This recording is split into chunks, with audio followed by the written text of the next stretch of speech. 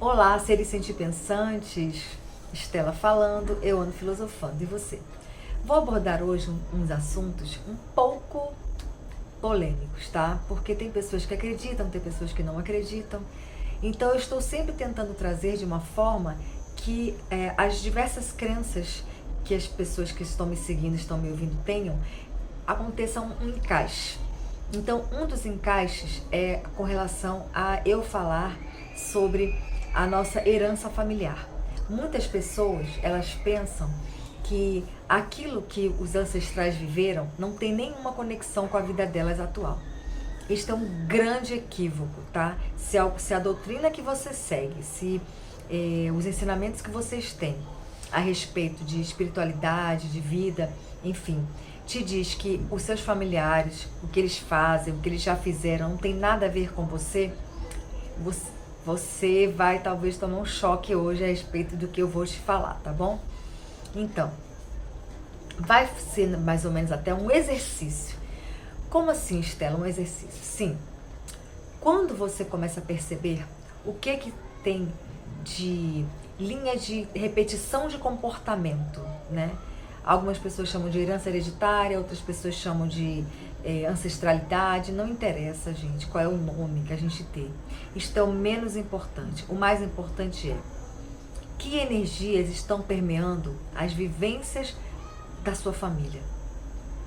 Se, por exemplo, na sua árvore genealógica paterna e na sua árvore genealógica materna, tem pessoas, por exemplo, como tem na minha família, que tem tendências a doenças mentais, né? Tem de vários níveis, inclusive, você vai começar a perceber os padrões repetitivos, inclusive de comportamentos, tá?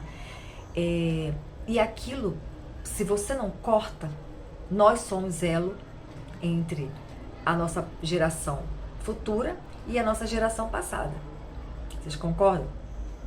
Se eu mantiver tudo aquilo que aconteceu na minha família ancestral, se eu mantiver isto dentro da minha energia, eu vou acabar passando isso para a minha geração futura, que no caso seria a minha filha. Então, eu começo a fazer uma avaliação, conversando com as pessoas, situações que se repetem. Hoje mesmo foi isso que me inspirou esse vídeo. Uma amiga minha me contou a respeito de uma energia de polícia. Gente, ela falou lá de alguma coisa que aconteceu quando ela tinha, parece que 17 anos, e aí rolou polícia. Depois, ela contou de uma outra situação que ela estava trabalhando com alguma pessoa, e aí acusaram ela de algo, rolou polícia. Entre ela e o ex-marido dela, rolou polícia também. Então, eu fiquei observando, eu falei, nossa, eu tenho que olhar não o fato em si, né, a memória factual. Eu tô olhando a energia envolvida em todas essas questões que ela acabou me relatando ali. E eu perguntei para ela, mas tem alguém na sua família que foi envolvido assim com questões de roubo, de drogas? Aí ela disse, sim, meu irmão. Meu irmão foi envolvido com isso. E aí depois ela começou a puxar. E fulano, não sei de onde. E Beltrano, não sei de onde. Eu falei, entendi. Então, na sua família, na sua árvore genealógica, tem ali uma energia que envolve roubo, morte, polícia, justiça. Agora, lá na família dela não tem pessoas que morrem de câncer, não tem pessoas que ficam esquizofrênicas, não tem pessoas que, de repente, não têm uma vida conjugal legal.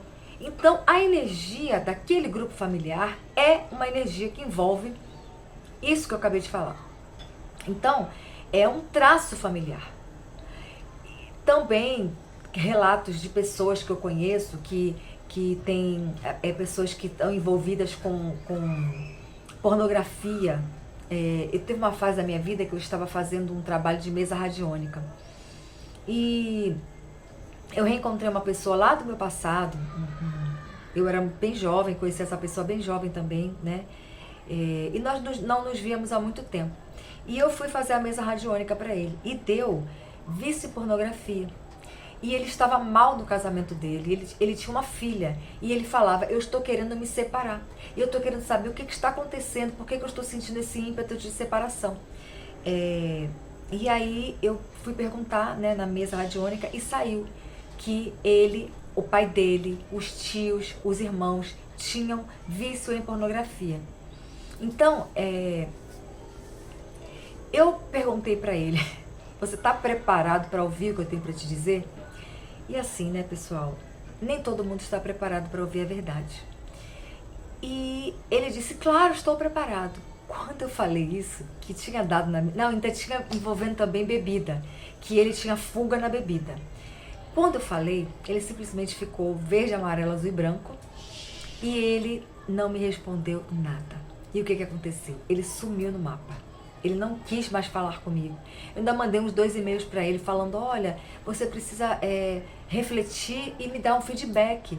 Por quê? Porque a espiritualidade ela precisa te passar orientações. Ele não quis. Então, é uma energia que permeia o casamento dele, tá? Justamente pode ser isso, a energia que estava atravancando a felicidade daquele casal. E eu ainda disse para ele, a espiritualidade diz que existe muito amor entre vocês, mas que você precisa se libertar de alguns vícios. Mas eu não disse para ele que ele estava viciado. Eu disse para ele que tinha uma energia na família dele que era de bebida e pornografia. Bom, enfim, então estas coisas que permeiam os núcleos familiares, elas precisam ser cortadas para que a pessoa possa ter uma vida mais livre, mais plena. Então, eu já tinha falado na outra semana a respeito da dor da injustiça. E a minha filha, ela nasceu com essa dor da injustiça. Desde pequenininha, ela sempre dizia, você me acusa de tudo. Você está dizendo que eu fiz isso e eu não fiz. E aí ela se bota na posição de vítima. E eu fazia muito isso quando eu era pequena. Eu acusei muito a minha mãe de coisas que ela fez, que ela me acusou. Eu dizia para ela que ela me acusava.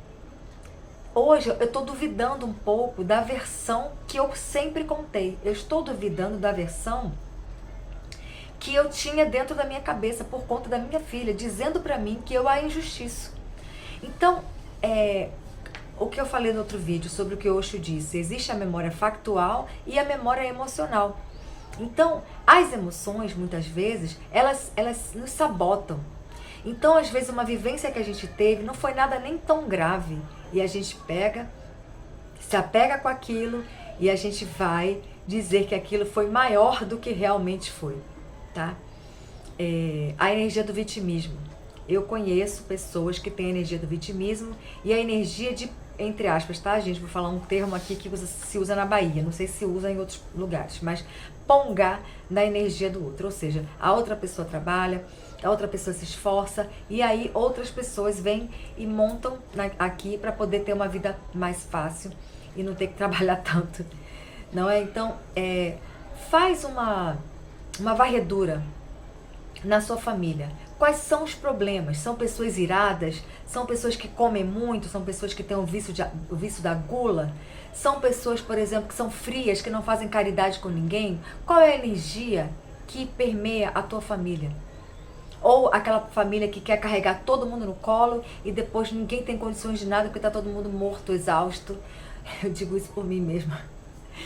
Então, gente, a energia que está envolvendo o teu núcleo familiar, qual é? Vai fazer essa reflexão, escreve a vida do fulano, do tio fulano, a tia cicrana. Faz essa avaliação, tá? Essa comparação com a sua vida atual. Se está no teu campo, é teu.